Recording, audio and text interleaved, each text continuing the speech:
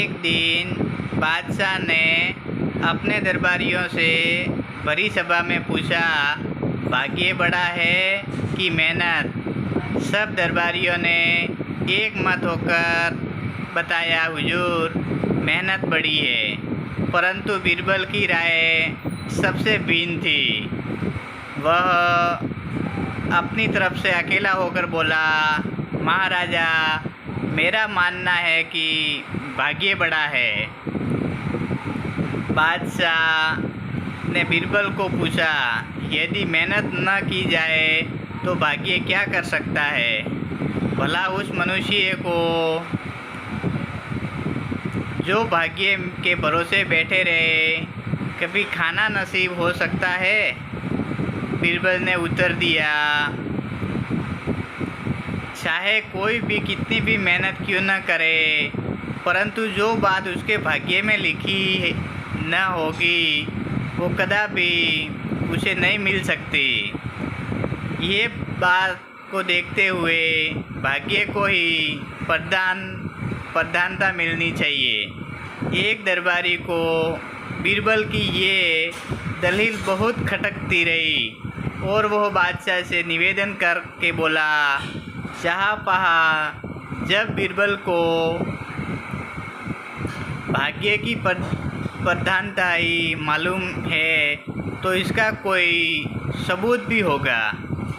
बादशाह ने झट बीरबल से पूछा, जो कोई गांव में बांधे फिर रहा हो, तुरंत खोलकर दिखला दे। आपकी ऐसी ही इच्छा है, कुछ दिनों में सिद्ध करके दिखाता हूँ। उस दिन का कार्य समाप्त हुआ और लोग अपने अपने घर चले गए।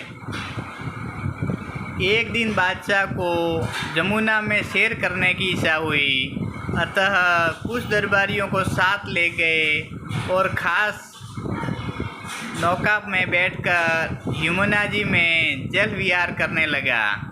20 दरिया में पहुंचकर फिर उसे भाग्य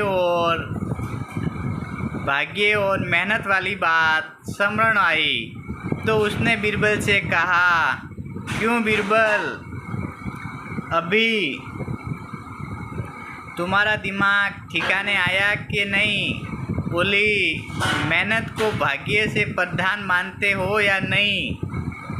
इस पर बीरबल ने पहले ही उत्तर दिया। बीरबल की इस हठ धर्मी पर बादशाह सिट गया और तत्क्षण अपने हाथ की अंगुली निकालकर जमुना के जल में छोड़ दी और बोला, अच्छा बीरबल, यदि अपनी भाग्य की प्रधानता से तू एक मास के अंतर्गत ये अंगूठी मुझे न दे सकेगा तो तेरी गर्दन उड़ा दी जाएगी। बादशाह के उस अकस्मिक कोप से सब कुछ थरा गए। सब लोगों ने देखा कि यहाँ पर जमुना जी का जल बहुत गहरा है और यहाँ से अंगूठी का मिलना असंभव ही नहीं बल्कि नितांत असंभव है। अब बीरबल की जान नहीं बच सकती, परंतु बीरबल ने कुछ जवाब नहीं दिया और वह चुपचाप बैठा रहा। नाव किनारे पर आने लगी। घर लौटते समय बादशाह ने उस जगह अपने सिपाहियों की पैरा चौकी बांध दी ताकि बीरबल किसी प्रकार से उस अंगूठी को जल से बाहर न निकाल सके। बीरबल चुप्पी साध कर बैठा रहा। जब कुछ दिन व्यतीत हो गए तो बादशाह ने बीरबल से पूछा, क्यों बीरबल, अंगूठी मिली? बीरबल ने इनकार किया। तब बादशाह ने कहा, देखो बीरबल, अब भी मेहनत की प्रधानता को स्वीकार कर लो, मैं तुम्हें माफ़ी दे दूंगा। बीरबल ने उत्तर दिया, जहाँ पनाह भाग्य के सामने मेहनत नहीं टिक सकती। महार मशहूर है, घड़ी में घर जले तो घड़ी भद्रा, अभी 3 दिन का तो समय और है, इतने में तो कितना भी फेरबदल हो सकता है। बादशाह के क्रोध रूपी अग्नि में और भी आहुति पड़ गई और वह एकदम क्रोधित हो गए। जब अवधि का दिन बीत गया तो चौथे दिन फिर बादशाह ने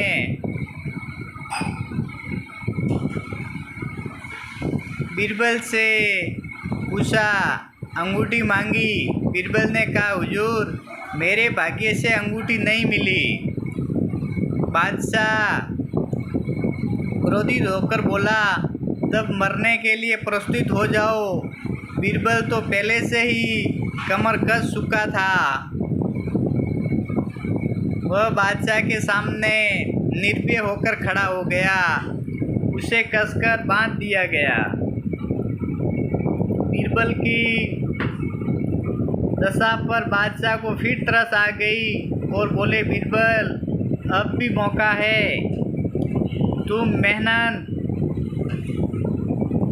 की प्रधानता स्वीकार कर लो, मैं तुम्हें माफ़ कर दूंगा। बीरबल ने उत्तर दिया, गरीब पप्परवर मरने को मारना अच्छा नहीं, आप तुरंत मुझे मारे डालने की आज्ञा दीजिए। बादशाह ने कहा, अच्छी बात है, तो खुद ही आगे आ रहा है। बादशाह ने सिपाही को बीरबल के फांसी घर ले जाने की आज्ञा दी। वह घर मकान के पास ही बना हुआ था। बीरबल की ये दशा देख समस्त प्रजा घबरा उठी थी, क्योंकि बीरबल के समय में सबकी राम राज्य थी। न राजा का जुल्म प्रजा पर चलने पता था और न प्रजा का राजा पर। सबके चेहरे पर मुर्दनी छा गई। बीरबल के घर वाले भी शुभ साफ मलिन मुख किए सब कार्य देख रहे थे। अब अपना धैर्य कायम न रख सके और सबके सब सुसुक कर रोने लगे। बीरबल फांसी के तख्ते पर सजाया गया। नियम के अनुसार बंदीकों ने बीरबल से पूछा, आपकी अंतिम इच्छा क्या है? उसको पूरी करने के लिए 10 मिनट का समय और दिया जाता है। बीरबल अभी कुछ कहने भी नहीं पाया कि एक फकीर प्रकट हुए। उनकी आते किसी ने नहीं देखा। जिसने ऐसा हुआ मानो जमीन फाड़कर प्रकट हुए हो। फकीर ने कहा, बीरबल, ये तुम्हारी फांसी का समय है